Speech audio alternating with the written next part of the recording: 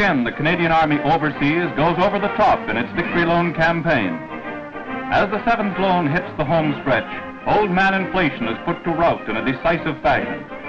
The objective of $8 million is passed. With some outlying offices still to be heard from, the goal is exceeded by 103%. Not only on Belgian battlefronts, but in United Kingdom hospitals, the boys sign on the dotted line. Canadian service women also go all out in saving for the nation's future security. Down the lines of communication in the Italian theater of operations, familiar posters make good suggestions as to what to do with surplus lira. At Riccione, the Heeland laddies pipe the investors to the pay blokes' office. They buy bonds by the thousands.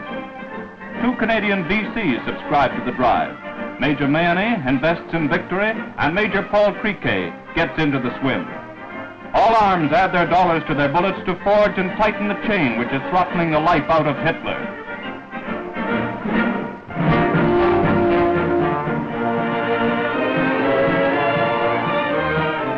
Canada's High Commissioner, the Honourable Vincent Massey, accompanied by the Lord Provost of Edinburgh, arrived to open the Meet Canada exhibition in the Scottish capital.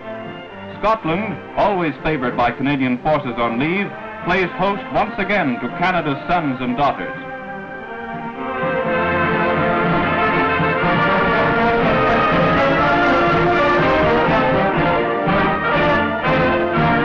Sir William Darling, Lord Provost of Edinburgh, extends a welcome during the opening ceremonies, and Mr. Vincent Massey officially declares the exhibition open. The Meet Canada exhibition is designed to show the life and work of Canada and its people.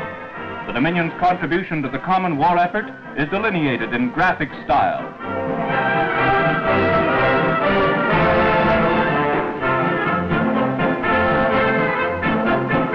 A guard of honour from the Royal Canadian Navy takes post in front of the Royal Scottish Museum, scene of the exhibition, which forges another bond in cordial inter-empire relationships.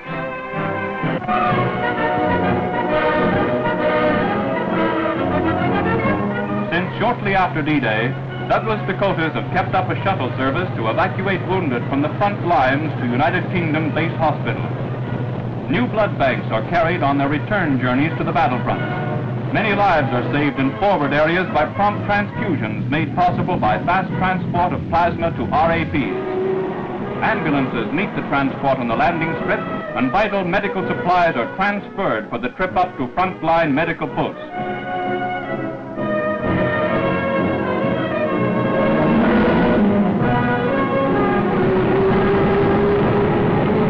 On the return journey, ambulances carry wounded from casualty clearing stations where they have received treatment to make them comfortable for the trip across the Channel. A journey in the flying hospital is a far less trying experience for the more serious cases than the rough trip on a landing craft across the Channel. Every inch of the way, the medical staff is able to attend to the every need of the wounded lads. Blood transfusions are administered as the winged agents of mercy speed toward Blighty.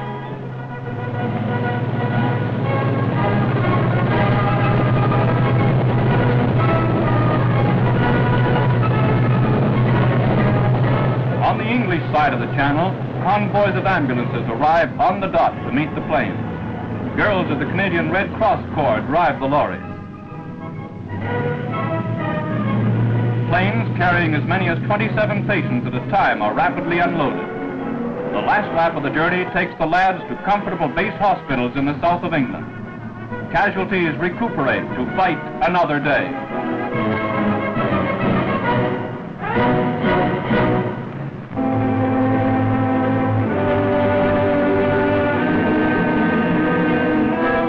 As the tide of battle surges northward in Italy, the big problem of Allied military government officials is to rehabilitate the thousands of refugees. The situation is especially acute where the advance has been rapid in densely populated areas. There are several types of refugees. There is the type who work their way south through enemy lines. There is the type who is taken over with liberated areas. And there is the group who work their way up from the south when their homes have been freed. All present the same problems. Food, clothing, and medical care must be supplied, and housing of some type must be provided until they can rebuild their own devastated homes. Carrying their few remaining goods and chattels, They are rounded up in lorries and brought to a central transit center. In one refugee camp alone, 55,000 have had to be dealt with, and as many as 7,000 fed in one day.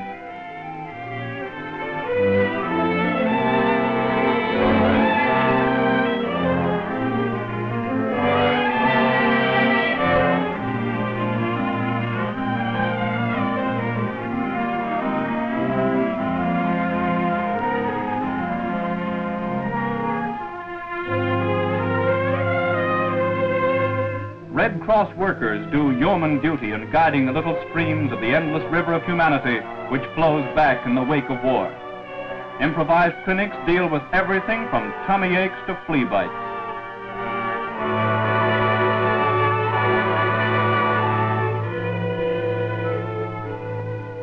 Civil affairs officers who work in connection with AMGOT have a real job on their hands. They must interview the many refugees. They must decide which are resident and which must be evacuated to other areas. Then there are the 1,001 disputes between the Italians themselves which must be settled. Sometimes the problems are ones to try even the shrewdness of a barrack room lawyer.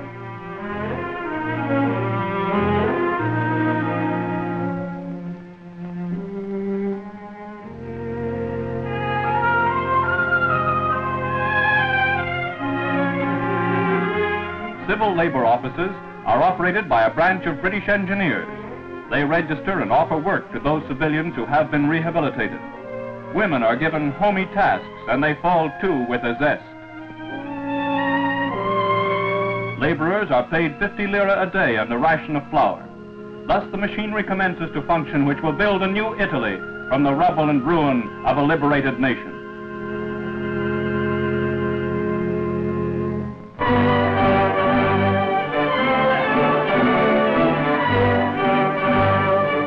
From a seaborne landing in the rear of enemy troops on the Dutch mainland, Canadian carriers race to smash the Scheldt pocket.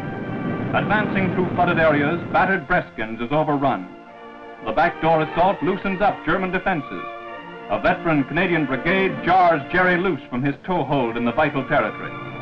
To a Canadian Highland regiment goes the task of cleaning out the important strong point of Breskins. They attack with such gusto that hardly a stone is left unturned in the annihilated town.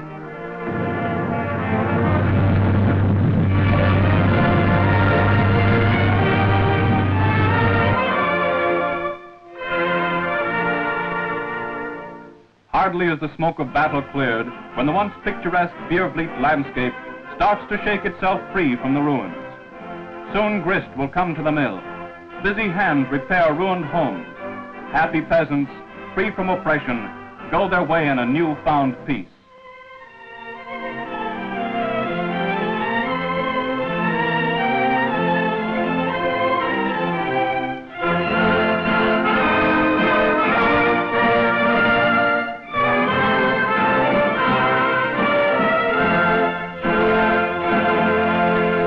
Across the Scheldt, armored scout cars are the vanguard of advance, west across the South Beveland Peninsula. Continuously harrying the stubbornly fighting enemy, valuable ground is gained in the race to free the approaches to the great harbor of Antwerp.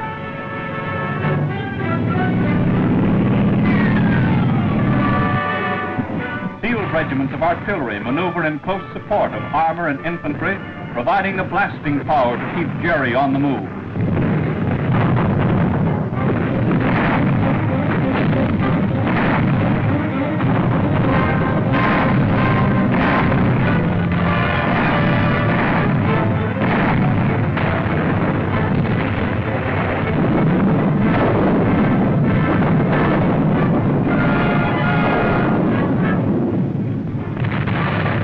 Meanwhile, on the south bank of the Scheldt, other elements of the 1st Canadian Army prepare for an amphibious attack on the Beveland Peninsula and its German strongholds on the north bank of the estuary.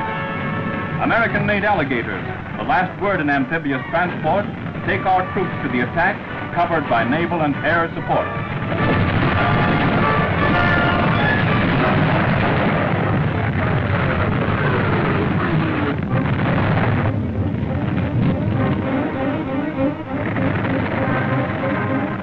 So the battle for the Scheldt moved into its final phase.